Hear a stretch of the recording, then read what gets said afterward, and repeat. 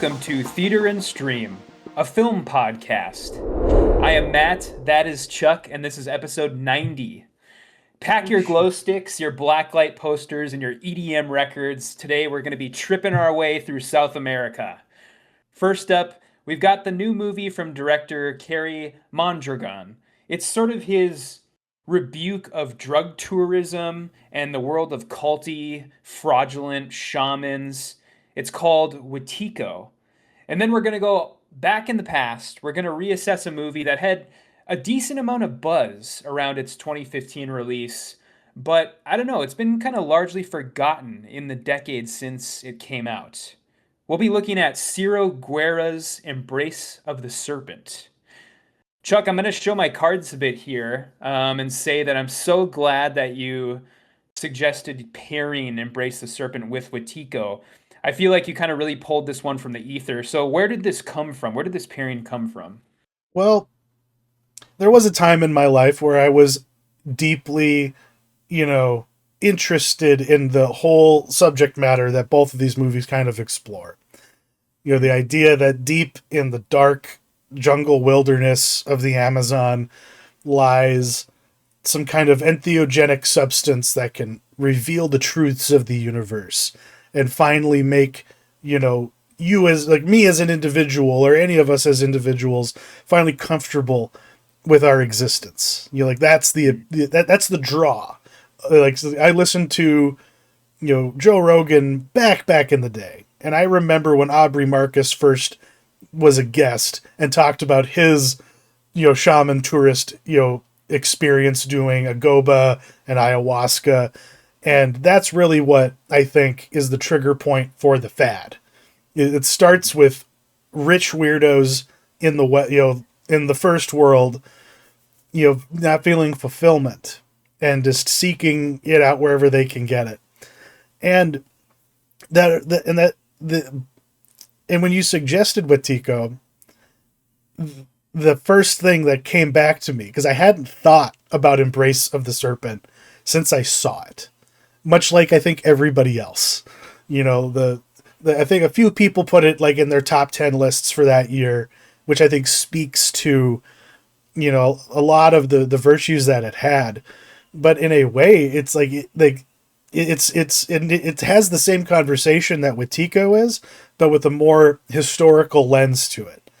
We have always been ravaging the Amazon, and this is, and the shaman tourism is just another manifestation of that. Either it's their novel plants and the compounds that exist within them, or it's their rubber trees. There's a lot of synergy and synchronicity between these movies, even though from like an artistic standpoint they are worlds apart. It's so fascinating that we've found this yin and yang to click together like this. And I hope that, with our discussion today, we can get more people interested, in Embrace of the Serpent and just the situation in general, I guess, because, we're still talking about, chopping down as much of the Amazon as we can to satisfy our need for ground beef, the world over. You know what I mean? Yep. Mm-hmm. But because we are going to be a little soapboxy here. We are officially an anti-colonialist podcast. I want it to be known.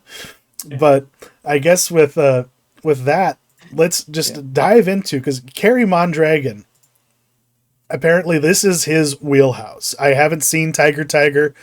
Apparently it's a complete dog. That was his first film. But it's a 10%, but it has a Sprouse brother in it. So maybe that's enough reason to seek it out. But this is definitely his oeuvre. He does these psychedelic drug trips, and I don't know why he's so fascinated with it, but this seems to be the kinds of movies he makes. And this one, it's kind of like what if Heart of Darkness was actually just about, toad venom tripping and shit like that? Because that's the vibe, throughout, especially with the cinematography being as retro as it is, and the editing styles and the weird subtitles. Like it's a complete incomprehensible experience, especially when you're in the middle of it. And that kind of makes it hard to grasp, which I guess is what a hallucinatory experience is like. So in that way, it succeeds. But as a movie, Matt, did you enjoy your journey? South of the border, down into the jungle. Yeah, it was, you know what, it was okay. I really tried not to let expectations get in the way. I think this movie starts off on the right foot. I was locked in for the premise. It had this kind of this takedown of drug tourism and the look, of course, it was filmed on 16 millimeter. Looks like an exploitation movie from the 70s. And the world too. I really like the world, where you have like these it's populated by such weird characters like this like strung out influencer guy and the shaman guy, and you have like this honey trapping like henchwoman that like tries to like recruit people, and you have this weird band of Marias, and so Yeah, it's like the wives of the shaman basically is like Mhm, what they are. They're the priestesses, as it were. mhm. Yeah, and so I was totally in for what this movie was selling, and then he kind of gets to the place, gets to the compound, and it this for me anyways, the movie started getting interrupted by like a lack of direction where I felt like Mondragon, he went to the I shouldn't say the Amazon. He went to the Mexico, Okay, yeah, and we should clarify um that. That's right. This is set in Mexico. yeah, Yeah. yeah, this is I think the Yucatan, I believe. And he it felt like he went there with like the first 10 pages of a script, and then he like got there and he's like, okay, now I need to populate the middle of my movie with stuff. So okay, what can I put in the rest of my movie? And it just felt like a series of tangential scenes, and that really, I don't know. It was very cut up. It felt like to me, and then I went and I read actually a piece that the director wrote himself on this website, talkhouse.com, where he talked about the making of. I linked it in our doc, and I'll link it in the show description too when we post this episode. But basically the main takeaway from this article where Mondragon spoke about the making of the movie was that he went to the place where they filmed. He collected stories from all the locals, and then he like filmed those. He's like, okay, I'm gonna put that in my movie. And so that's I think why it feels like that. Like why it's just feels like one scene after another of just these sort of tangential like digressions. And so yeah, I don't know. By the end I was not so hot on it. There was also a weird amount of technical snafus during the movie, which we'll get into a little bit later. But yeah, I don't know. What did you feel on it it? it got quite repetitive. Like Yeah. there was in the middle of the movie, there's just this like, and I don't know if it's, yeah, because now we know it's deliberate in the sense that he made the finished product this way, but it's like he shot three different versions of like Apo or whatever the main character's name is, like Yep. looking for toads in a cave and like losing toads in a cave, leaving, getting chewed out for losing the toads, going back looking for the toads. Like that happened like three or four times, and every single Mhm. time, like the European shaman guy, just kind of says the same things as well. Like it it was confounding trying to figure out, well, wait, did he actually misrepresent himself, or are they just gaslighting him? About not like his. From what I remembered, like in the beginning, he was very clear. I'm just here to bring you the toads and then pick up the toads after. Yeah. It's like what you do with it is your own thing. And then after they've like dosed him, she turns it around and is like, "You said you could do this." And then they all act like he's fucked up and done something really, like to like put them out. Like he's selfish. He lied. So am I right in that interpretation? Were they just fucking with him and manipulating him? Yeah, I think it was a little bit of both because I think that, during like the first couple scenes that are set in his mom's pet store, I think her name is Luz. She's putting on like her feminine wiles. She's definitely, trying to get him to come to the commune or whatever with her sex appeal, and he's sort of falling for it. And I think he does sort of offhandedly say to her like, "Oh yeah, I could help you out with that. I can do that." And then, they get there and he's kind of like, oh yeah, like I don't really like that's not really what I want to do. And I think they definitely do like sort of gaslight him because the sense that I get from the shaman guy, Zake, Yeah. is that he runs this weird like influencer retreat place, but he really doesn't like it. Like he's kind of in a place where maybe he's been doing it now for a couple of years and he sort of has come around to the fact that it's all just bullshit and it's all just these rich people coming and he doesn't like it. And the sense that I got from Zake is that he's like, I want to get to the real shit. I Yeah. want to get, I want to get to I want to get these toads and I want to have a real experience. And so the entire movie, he's just so desperate for like, you need to milk these fucking toads because I need the real shit to happen. I'm so fed up with these fucking influencers. Or that's kind of the idea that I got from He him. feels like a charlatan, Yeah. yeah, that Hmm. he's just milking money out of these losers who come to his eco village. And okay, yeah, because and that was it, like, cause it kind of has like elements of a horror movie, like especially when the the kid starts like losing his faculties and his awareness and sense of time and everything, and because he shows up and he's like asking for the shaman that he thought was affiliated with them, Hmm. and it's like, well, what happened to her? He's expecting that person to be there, and since that person isn't there, like, why were the Marias and that other like assistant shaman guy, like, why were they going along with it? Why did they tolerate him so long before they finally decided to cast a spell on him and make Zeke cut his tongue off? Yeah. Yeah, I think it was probably just like I'm assuming threat. I mean, they are in the middle, kind of the middle of nowhere.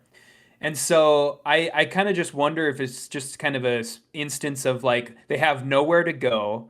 They have no they have no money, they have no possessions or very little possessions. They're all wearing the exact same like shirt with the The, with the the toad on it. it almost looked like a Pepe. Yeah, yeah, it did. And also I do think that I don't know, maybe like Zake threatened to like kill them or threaten them in some way because there's that really weird scene where um what's his name? Oppo, he says like, "You're not gonna kill me, are you?" And the Zake says like, "We don't kill people. We facilitate people's meeting with God or whatever." And it's like, whoa, like that's pretty threatening there. Yeah. That's a pretty crazy threat. And so I'm assuming that they just kind of those all those people kind of either got threatened with violence or threatened with they're taking their livelihood away or their source of food, their source of shelter, that sort of thing. What were I some want of the? to Sorry, go ahead. Oh, I was going to say before we get too far into this, I want to know, did you have trouble catching any of like the dialogue, specifically like the English dialogue, like Zake and then Frankie, the weird sort of influencer like strung out guy?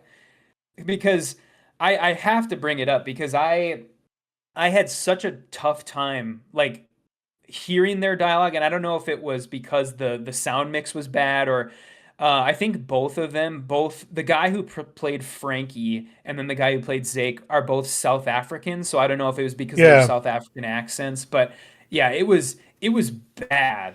No, let me tell you something, because I rented this on Amazon to watch it, Yeah. and I have like the regular, Amazon subtitles turned on, and it was covering up all of the in-movie subtitles. Mhm. It was making it impossible to read what people were saying in Maya or in Afrikaan. Like it was impossible to know in like the first 5 minutes of the movie. So I turned that shit off, only for exactly what you're talking about. I had to turn it back on because I couldn't understand what the fuck those characters were supposed to be saying. So like I was really lost. I Yeah. have to admit, like in the opening act of this, but the atmosphere was enough to like make me ignore it. But there was a part of me wondering, is this my fault or is this the movie's fault? Is it because of my setup or like what's like it shouldn't be like this? And if I could grind my gears a little bit, if you have if you have like in-app subtitle services like this, don't double up. It's or like if you know you have subtitles in a movie, you don't have to do it again. You know what I mean? Yeah. Yeah, I don't know why there was baked in subtitles, and I'm assuming the only reason there was because every time they spoke their weird language, it just said like what did it say at the bottom? It was like Well, unintelligible. What was the name of the cult, or what was the name of like the commune? I like was it the something of love, right? Yeah, like Yeah, Kingdom of Love or Kingdom of something like Love. that. Yeah, So like every time they spoke their weird made up language, it just said unintelligible Kingdom of Love language at the bottom and or I think that's something. And so probably because he just told people to speak gibberish and they had no idea what they said. So yeah. like they're just like, well, who knows? But we're just going to use this audio clip and we'll just admit that we have no clue what they're saying. Mhm.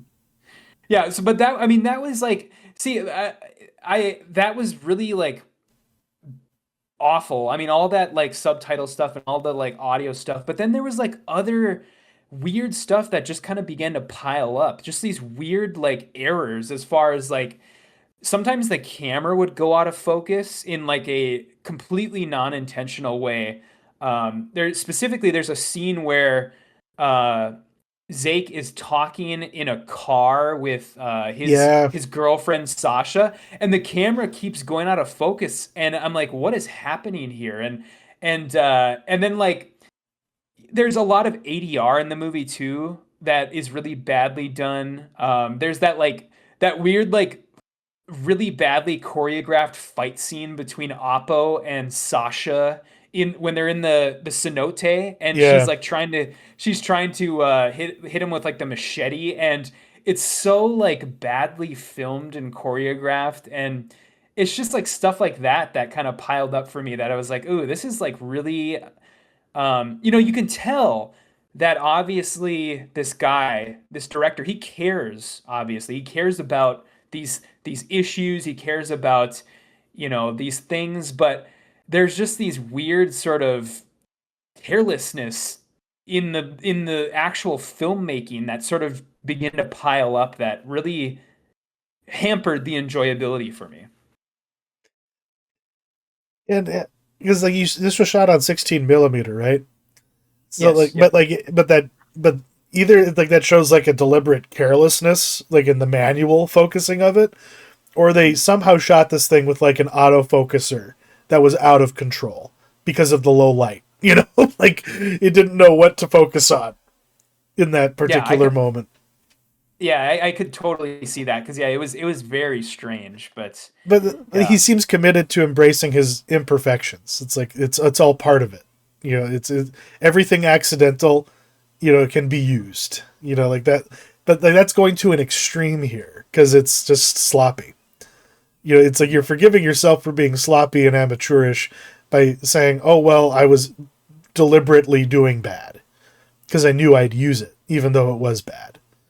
Like it, which is it's a choice, but it already was a difficult experience just because of like the nature of the movie itself. Yeah. But yeah, like that stuff definitely broke the immersion because it was like reminding you, oh yeah, like this is a movie and there's a camera involved, or yeah, like yeah, all that ADR it was, you know, Zakes especially was annoying as shit. And Yeah, yeah, you could just tell they were in like a sound booth somewhere, just talking in a completely like silent room.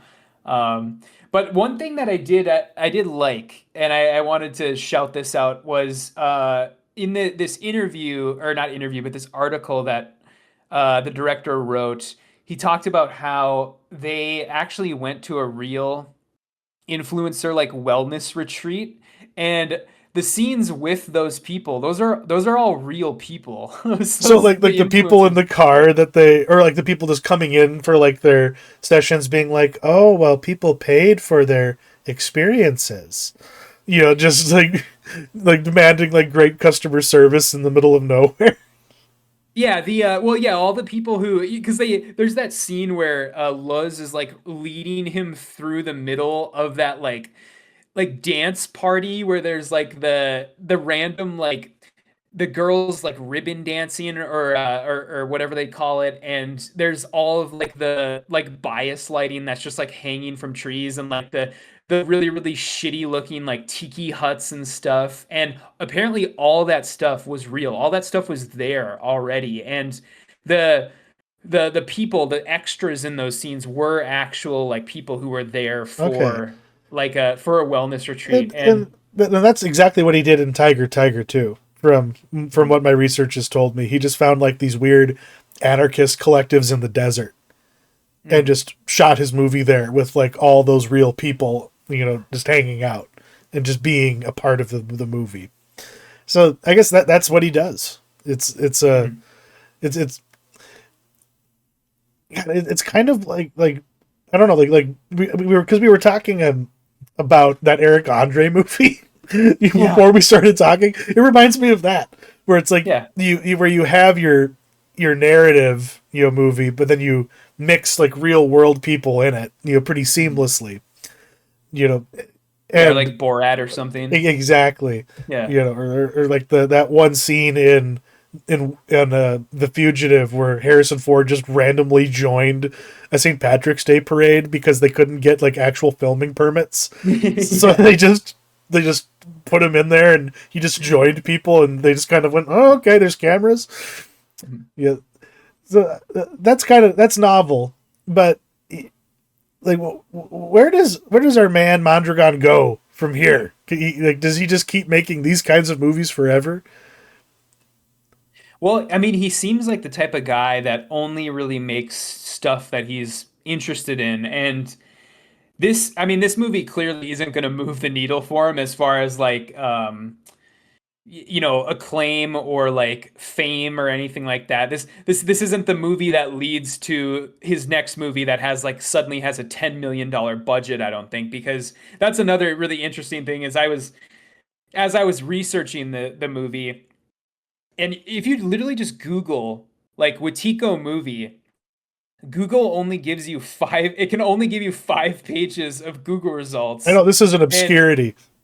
yeah, it's very very obscure. And the first like page and a half are the only actual relevant results, and so it's very this one's flying really under the radar. And so I think whatever his next movie is, it's probably going to take him like another like 3 or 4 years to actually get off the ground, because he's going to have to raise the funding, and it's only going to be something he's really interested in, and it's only going to it'll probably have something else to do with drugs, I'm assuming. But Yeah, yeah, what but what is your interpretation on the ending? I'm curious because the specifically, I guess, like the final like 15 minutes or so, because apparently I didn't know this beforehand. I had to look this up. So, no, I'm not taking any credit here, but it's supposed to be an interpretation of a Mayan myth called the Hero Twins, which is okay. from basically the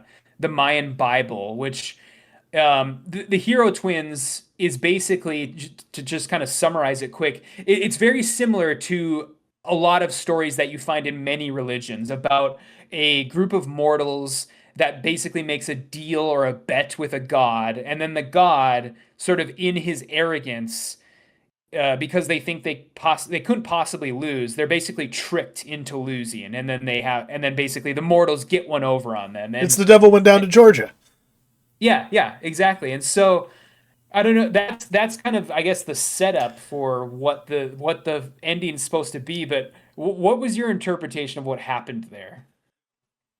Well, yeah, I guess just to call back to like what Zake's motivations are. It's like he's Yeah. pushed this little operation to the brink. He's obviously, nefarious. He's killed people to maintain his fiefdom and get what he wants. And, when he's finally at he's at the precipice of getting exactly what he wants, but it's turned on him, and it's like, this is something that even a white man as experienced as a tripper as he is, he can never be a real shaman. Like an Irishman can't join the mafia. Like sort of a thing. And in fact, it's like he is a malignance that needs to get purged out, and it's through his own arrogance in pursuit of that, that he is undermined. So I guess in having this new information, he is like the god that has made the deal, with whoever the hero twins are, and and yeah, he loses, and now he doesn't have it. The fact that like he kept popping up during the end credits made me laugh. Yeah. Like I thought he was just dead, but no, it's like he sobers up, realizes he doesn't have a tongue, realizes like everyone has turned on him, and like how is he going to survive now? Like so, like I like that dangling thread. Yeah, he's just like working like I don't know what that was, like a sugar cane field or something I think like he that. just crawled into the sugarcane field. Like it's like Oh, really? yeah, I think that's, and then he just found the jug of water and he's just chugging it, Yeah. because yeah, it's like he doesn't have his as many salivary glands or something. I don't know. Yeah. It's a Yeah, hard my time. sort of interpretation was that he basically couldn't handle the trip. Like once he got to where, the actually taking the drug, and then Oppo also, takes the drug, and it's sort of like, the two different experiences where Zake basically, he just couldn't handle it, but then Oppo comes through the other side, enlightened, or he Yeah, he comes through the other side because, you know, however you want to say, or however you want to say the reason is why that happens, but whether it's his connection to his ancestors, or the guidance that he got from the people at the cenote who sort of guided him through like the trip, I guess. Um, but yeah, essentially the ending to me boils down to Zake just having a bad trip, essentially. it could just be boiled down to that, but I like the magical realism of it. It's like he is the demon that needs to be exorcised, Hmm. and you're gonna bait him into his own exorcism. Hmm. But yeah, it's like you literally could just chalk all of it up to one guy had a bad time, one guy was just fine. You never know what a substance is going to do to you. Yeah. Yeah, and speaking of, I guess you want to move on to Embrace of the Serpent. Definitely, Yeah. definitely, because I don't know, like, I love like going down a river in the Amazon stories. Going back to when I did the Amazon Trail on PC CD-ROM. Like which was like an Oregon Trail spinoff. Did you ever play that? No, I didn't. But Because I played plenty of Oregon Trail, so I know probably what it is. because just to speak on that, like there is legitimately like a divergence in that game where like if you pull off the river and like go into the jungle, you can have like a shamanic encounter. Like that was like my first exposure to it. And like I remember when I first saw the trailer for this movie way back when, and the visuals, just struck me. This was right in my time of my Aubrey Marcus period, as it were, that I referred to at the beginning of the show. And actually watching this movie, when I first saw it, I was off my gourd, on bong hits. And it was troubling. Talk about a bad trip. Like when it was over, I had about a panic attack, especially once the color entered the equation, because I had just been in a dark room with this, white, silver, and black, imagery being it's such a not even disorienting. It's like you are just in a different kind of immersion. And because like a lot of people these days, even back then, you're like when was the last time like anybody sought out a black and white movie without it being the reason why they watched it, for the novelty of it? I think we should, I don't know, I want more of this kind of thing made in the modern day, because this movie is fucking incredible to look at. We'll just get that out of the way. It's immaculate. It's a miracle that this thing exists, and that it was made with the precision it was in the environments it was. It should be more revered. I guess we alluded to that, because this calls to mind all the great ones. I think like Aguirre, The Wrath of God, or like even like The Mission, a different sort of, if you remember that movie with Robert De Niro and Jeremy Irons, or even like Apocalypto, but unlike all those other ones, this authentically feels of the world it's portraying, instead of having the outsider perspective, which is, I think, what ultimately is its true strength. Because the guy who plays the older priest, not the priest, like the older version of the jungle guy, it was like one of 16 members of his tribe still living. And so it that fact, makes his performance all the more, I don't know, enthralling to me, because it parallels the character very, very. Yeah, it's even, I think the director said it. It's like there's only one human being on Earth who could have played this role, and I think that's a really crazy thing, because this guy's not an actor. So how do you get him to pull it off without it feeling stilted and and drawing attention to itself for all the wrong reasons? It's like that's my gush, like my sky high view of it. Mm-hmm. But yeah, like, what was your first impressions? Yeah, I was so glad, like I said at the beginning, that you brought this one to the table, because I've never seen this, and I probably wouldn't have, honestly, if we had never done this, because like you said, this is a movie that, I mean, when it came out, it was kind of a hard sell, because it's a slower paced, black and white movie. It's in multiple foreign languages. And so it's just, there's a lot of people out there who just, all those things like check boxes for them for movies that they won't see. Like, oh, it's black and white, not gonna see it. Oh, it's in a foreign language, not gonna see it. And so it's kind of a shame that it did get its praise in its time, but it's just kind of disappeared from history since then. And so I'm glad that we watched this. And I think this is one of the best movies we've ever reviewed on this show, to be frank. And it's just exemplary experiential filmmaking, where you have to it needs to be seen to make an attempt to understand it, and even then you're barely grasping like the full truth of the movie. Where I was sitting there and I was taking notes while I was watching. I was pausing the movie, taking notes, and every time I thought I had followed a sort of thematic thread, it's like a new piece of dialogue or some sort of information. It caused the idea that I thought I had to slip through my fingers. And I was like, okay, now I'm going to pursue this line of thinking, or now I'm going to pursue this line of thinking. And it's just, it's a movie that's meant to be rewatched. It's a movie that's meant to be studying in like film classes. I think a completionist understanding is completely irrelevant, and you just need to sort of embrace the images, the symbolism, and just kind of interrogate the feelings that those things provoke. And so, yeah, I just think it's a perfect type of movie for the show that we do. Yeah, and it's like the movie itself is like a river, in terms of, it's like all the little, what do they call those things where it's like you're just there's different cuts in the river. There's different tributaries you can go down, Yep.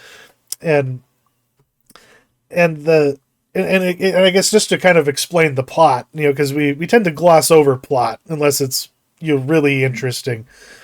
But you have this, like these two different timelines, one with a shaman in 1909 and then another 30 years later. And in both circumstances, he is being asked by some, white man to take him to the magic plant. And both have different reasons for desiring it. And they both, go through a lot of, tribulation. But it's like this movie is an amazing history lesson in that way, because you see like the kind of like what was the exploitation at the turn of the century and what did it evolve into? What were the consequences of it?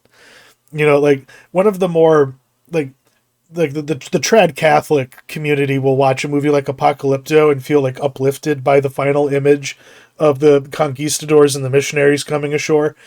But this movie, illustrates the nightmare and like the horror that was kind of inflicted upon, the indigenous people, of this part of the world as the Europeans conquered it.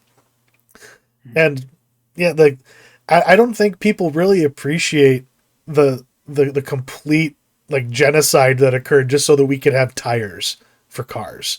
And so we could have, different, synthetic like polyester or like elastic, just so we could have stuff like that in the modern world. Here is a look at, the kind of stuff that happened, to get it. So, but that's the same, but I'm not usually one to like preachy media that's like browbeating me about, things I should feel bad about in history. But it's like this movie does it in a way that doesn't make me like feel, I guess, like condescended to, because it's not, browbeating you with it, as I said, but instead it's just letting you exist in it for a little bit without, it doesn't go full Schindler's List necessarily, Yeah. but it gives you enough to know. And I think that's why it's effective, because it doesn't just give you a Wikipedia article, and like a horrible exposition. It's just one experience to another. And Well, the other thing yeah, too is it's not. I think part of the reason why it's so successful is because it's not absolute yeah, in its message. It's not. There's this interesting push and pull that I noticed in the movie where a lot of a shittier version of this movie would just hit you in the face with it, but in this movie there are those that embrace and benefit from Western influence, and then there are those that reject it or are like forcibly subjected by it. And like take for instance, there's that character Manduka, the guide character, hmm, who's like a westernized local, and he's like totally fine. Like he's cool with it. He actually embraces it, and he like laughs at Karamakate and stuff. And you have like the villagers who are like using the yakruna to get high or whatever. And the one of the best scenes in this movie, one of the most interesting interactions, is the interaction that Theo, the white guy, has with the villagers who steal his compass. And he's trying to get the compass back, and he's like, no, no, no, no, no, no, like they're gonna lose their tradition of using the stars to navigate. hmm, Like they can't have my compass. And then Karamakate convinces him to just let it go, and he says, knowledge belongs to all, and they will, give let them that's have right. it or whatever. And Yeah, it's almost like the roles are kind of flipped there, where Karamakate, he's sort of on the side of, I guess, like progress, as you would call it, when he normally wouldn't be. And so it's kind of this weird flip in the roles there, yeah, where Theo is the one who's like, no, they can't have it because I know what's best for these people. I know, and so that it's very, very interesting.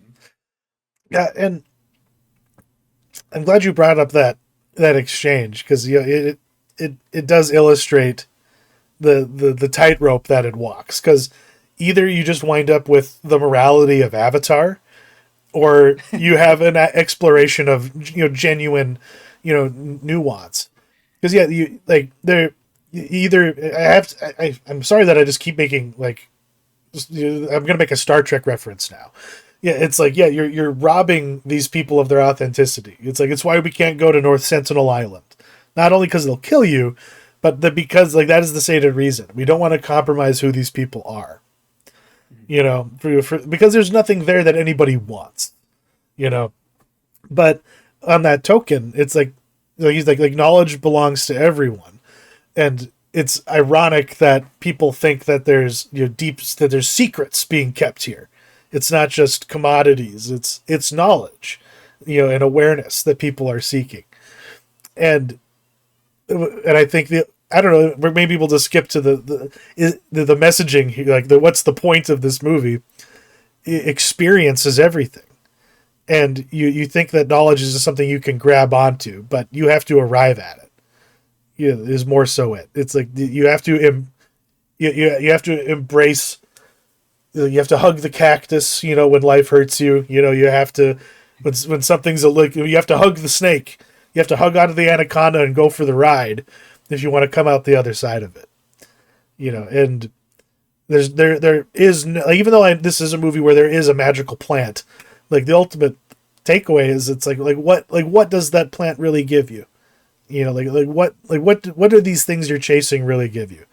It's the journey, man. I guess that's my that was my ultimate breakaway point that I had.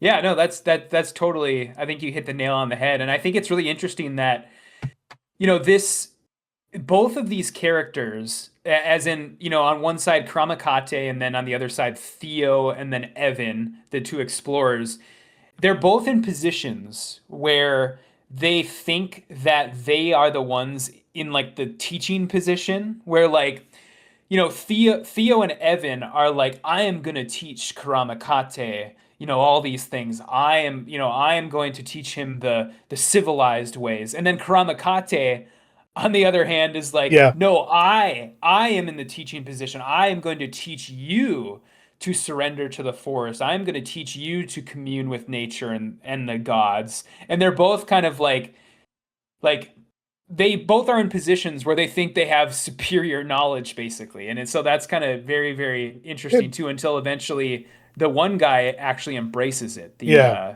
No, Evan, Evan. the 1940s guy.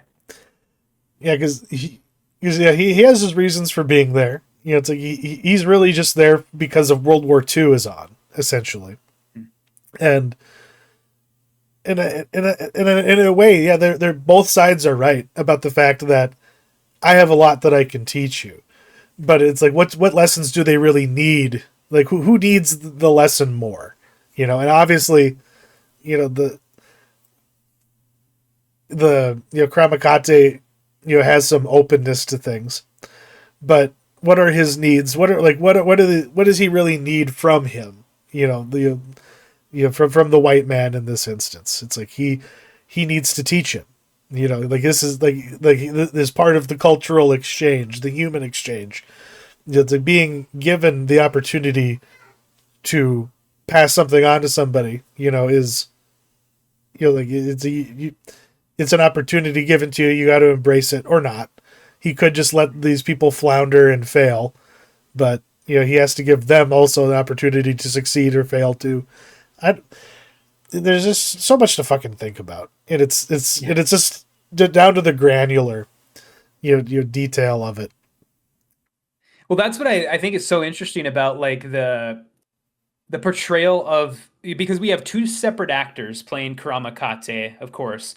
We've got the young one and the old one. And I love the two different portrayals where the young version, he's like full of rage, but it's a rage that he cannot like direct in any meaningful way because his enemy is so large. His enemy Yeah, is not one single person. It's not even necessarily a person. It's just this idea of, sort of colonialism, I guess. And he's forced to watch the destruction of his people, and he's forced to help a person he doesn't really want to help, and he's forced to watch his sort of countrymen disrespect the plant, and eventually he's just like at the end of his segment, the young Karamakate segment. He's just like, fuck all this, I'm burning it all down, Yeah. basically. Yeah. And then you have the old Karamakate who has this sort of like this sad stoicism about him where he's sort of accepted his fate in some way, where and he's a lot more like going with the flow sort of. I mean, he still has sort of that anger in him, but it's sort of a simmering anger. And he yeah, I just loved how they were both portrayed. And he eventually, decides like, oh, I need to impart this wisdom on this, or this knowledge and this wisdom on this explorer, even though he's a very imperfect student. Where it's like, okay, this guy, he in literally the scene before he decides to like help him, he literally, that's when he admits like, oh, I'm here for the rubber. I'm not here because I'm a plant, I'm studying plants or whatever the bullshit reason he gives. I'm here for the rubber. And then the very next scene, Karamakate decides to help him.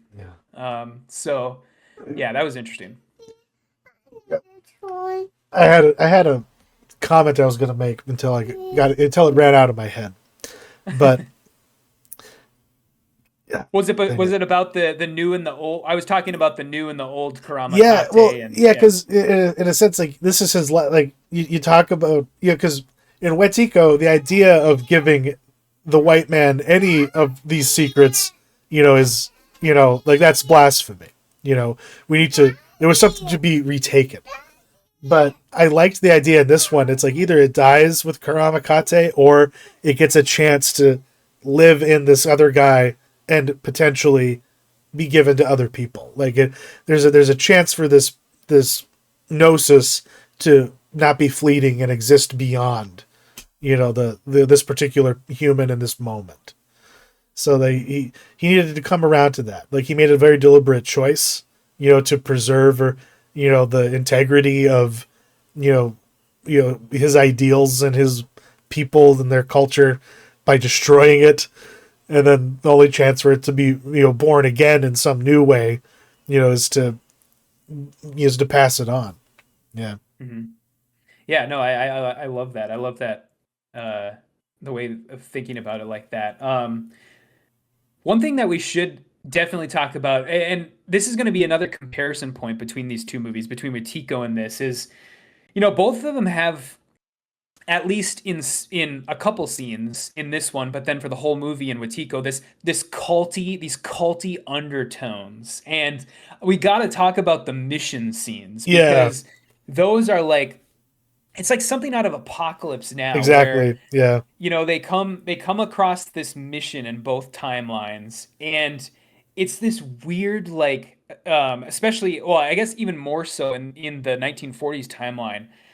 They basically perverted both Christianity and, the Karamakate's religion, or Karamakate's beliefs, into this just culty amalgam, where Karamakate even makes the comment of, they are the worst of both worlds. And it's so, the imagery in those scenes is crazy, and just like the camera work, and it just, I love how the cult leader thinks that they're like the wise men, or two of the three wise men. I love that stuff. Yeah, because he thinks he's Jesus. Like the syncretion of Christianity and native beliefs. It's how you wind up with Paul Atreides and everything in between. Yeah, and I'm sorry, I'm a little distracted by Luca. Oh, that's okay.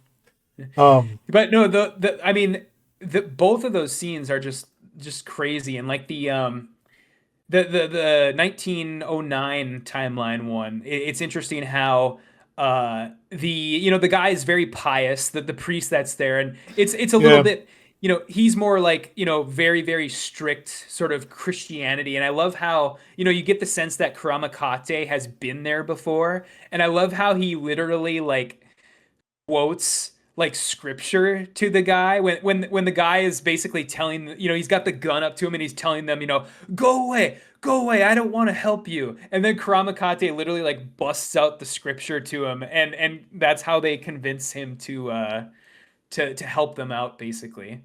Yeah, because you kill the savage, save the man. Like the that ideology.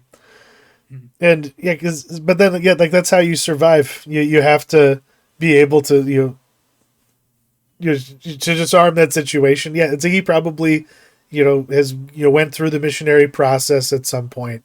You had some exposure to it, and enough exposure to know how to use it.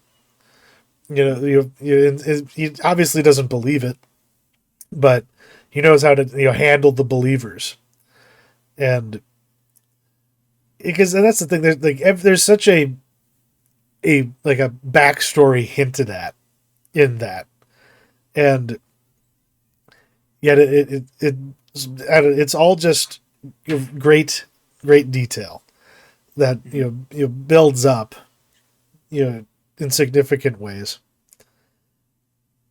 Well, we should definitely talk about the ending because like Wetiko, this movie has an ending that's a little strange and a little I guess ambiguous. But what did you make of I guess everything that happened there as far as like um, what do you think Evan, the explorer guy, what is he meant to be experiencing by like the colored sequence in the film? The only time in the film that we see color. And then what are your thoughts on kind of the final shot of like him with like the weird butterflies and stuff? I think it's because if there's anything that we can take from this color scheme up until that point, and what the transition between the two means. There's the obvious, which is simply that he goes from a very binary view of the world and like what his priorities are. Like I have my goal, and I have my mission, and all this other stuff. It doesn't matter to me. That he's not seeing he doesn't have empathy. And if there's one thing that like even like look at the kingdom of love, like what in all the cuddle puddles that druggies eventually wind up in, like that. I think that's what it's kind of getting at is that he's finally obviously seeing the world differently, but appreciating it and trying to understand it a little bit better. Because yeah, like what happens when you start harvesting all the rubber trees and clearing the jungle to plant more? Where do the butterflies go? It's not something he's ever thought about, but in that moment he has to. Yeah, I love that. I love that interpretation. I think you're like right on, right nail on the head there as far as what's going on there. And he also, there's they keep saying in both of the timelines in this movie that the thing that keeps getting brought up is the idea of teaching someone to dream, teaching Yeah, somebody to. Karamakate says, I will teach you to dream," or he asks both of the explorer guys about their dreams, and I think one of them, I think the Theo in the past is like, "I don't dream," like and Karamakate is like just can't believe it. He can't believe like what he's hearing, and then the other guy is like, "I don't remember my dreams," yeah. and he's like This is the basically like teaching them to we dream or teaching him yeah, to dream. because we fear dreams. Like you like it like we're like at least like that's my take on it. Like you can have you can have a good dream, but you're not really meant to remember them, except for the bad ones. The bad ones stick with you. So I think like yeah, like if your mind is trained to forget those things, you lose the value you get from your body renews itself when you sleep, and your mind can as well. You should tap into the collective unconscious, and you need to be able to do that in order to pass the tests, as it were, along the way, on the journey there. And to be one with your dreams is to be one with all of existence. The waking life and the dream life as well. I don't know. I don't. other cultures, like like the Aborigines are another one where it's like they actually dream time is like actually part of their whole conceptual conception of reality, and I find that kind of stuff fascinating. Yeah. Um, I guess I don't know if there's anything else you wanted to touch on in this one, but what do we make of kind of how these movies relate to one another? Because as you said at the very beginning of the show, completely different in the way in which they were filmed, stylistically completely different, but I think the similarities, the reason why we should or why we chose these two movies and why we made a good choice choosing these two movies is in sort of the thematic way. And so yeah, I mean, what do you make of how they relate to one another? I guess after all this conversation, it's like the question of it's like should you fight the blending of culture or embrace it? Mm. Like, is it inevitable? Should it be stopped? Should things be left? You should we force things to be distinct and separate? Or should we embrace the things about them that are appealing or that are useful? And because on the one hand, you can live primitively in the jungle, and not have modern healthcare or certain tools, that and like refrigerators or what have you. It's like are those bad things? Probably not. They make life a lot easier, and maybe they should be embraced. But is something lost when life is too easy? That's another question too. I don't like, and they both kind of have different conclusions at the end, I think. Or at least like one shows more of an openness or like an acceptance to the fact that some things are inevitable. Or like you can have the revenge fantasy of Wetiko, I guess.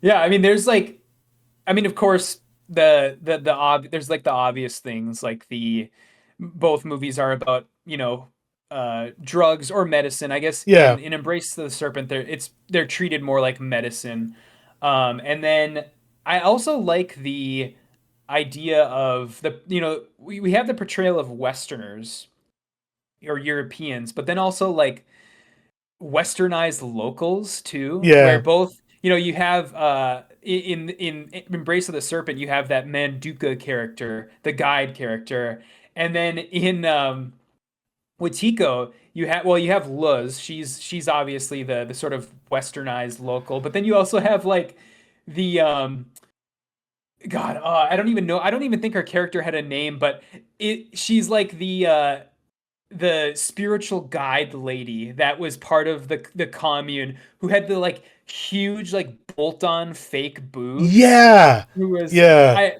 That lady was fascinating. I wish we would have gotten more of her because she was fascinating. And so you have kind of this portrayal in both movies of these sort of westernized locals and kind of how they've leaned into, the way of life and stuff like that. And then you have like, of course, the bastardized belief systems in both movies where you have these people coming in and sort of in Embrace of the Serpent's case, it's sort of this bastardized like Catholic like tribal belief system, and then in Wetiko, it's just kind of like the bastardization of like the ancestral beliefs. When Zake is wearing the headdress and he's like rubbing like the rabbit's feet on the ears, Yeah, yeah, I lost it at that because it's absurd. It's like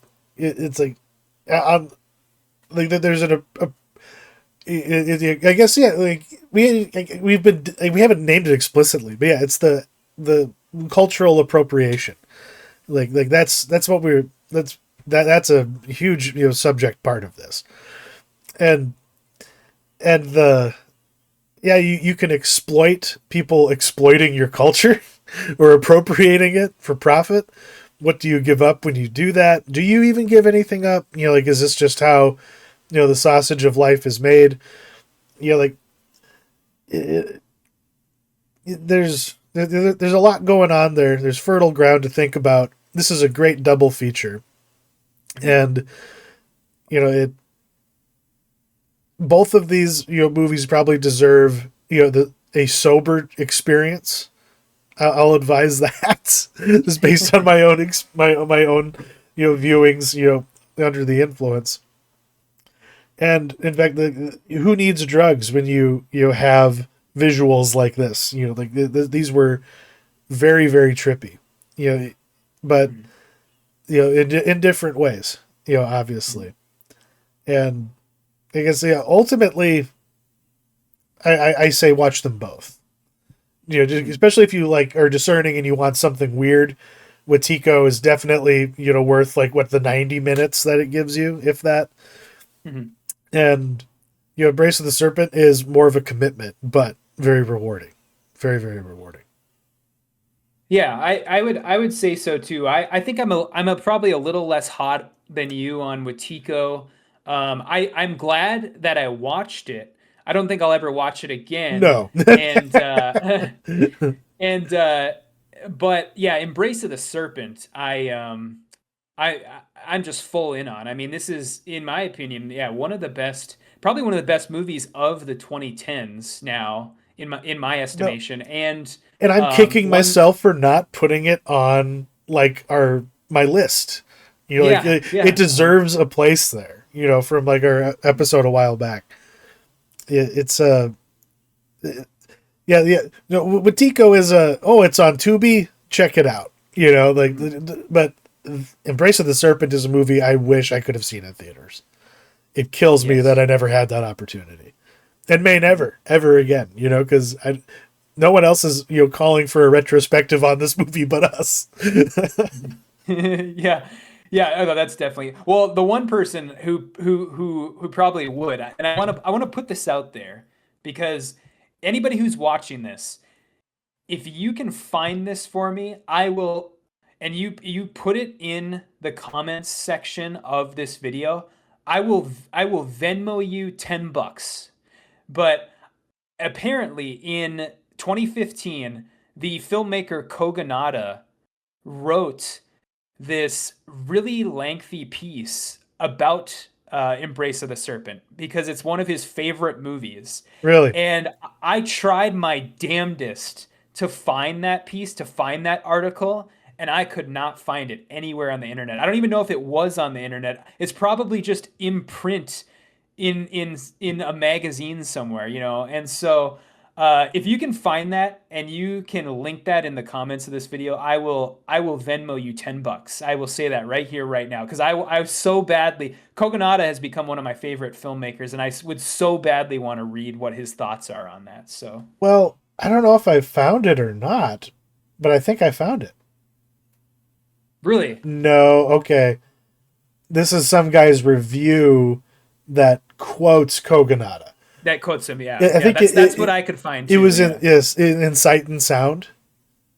Yeah, he wrote it. It was a piece for, I think they were talking about, it was just kind of a best movies of 2015 Okay, piece, and they enlisted, because at the time Kogonada hadn't even made his first film. He was still like a YouTube video essayist, and they enlisted him for Sight and Sound magazine to write this piece, and it's just kind of been lost to like the annals of history, because I think it was only ever in print. I don't think it was ever yeah, actually put online. yeah. So No, the Google Gemini is very very befuddled by my question. yeah, Gemini cannot handle the idea of something only being in print magazine. What Yeah, do you mean it's beyond my reach? yeah. So yeah, but anyways, that was a complete digression on my part. But yeah, yeah, watch both of these movies, but especially Embrace of the Serpent. Please, is there a Blu-ray? Is this easy to find physically? I Embrace of the Serpent. Yeah. I have no idea. And that's something that I probably should look up, but I can tell you that Wetiko's not is only on Amazon. So that's where I had to watch it, but yeah, I don't know. I guess it can, yeah, it is on Blu-ray. Embrace of the Serpent is Okay. on Blu-ray, but it is not on 4K. yet. Not And yet. it probably will never be. Unfortunately. Yeah. But that said, it still, is a sight to see.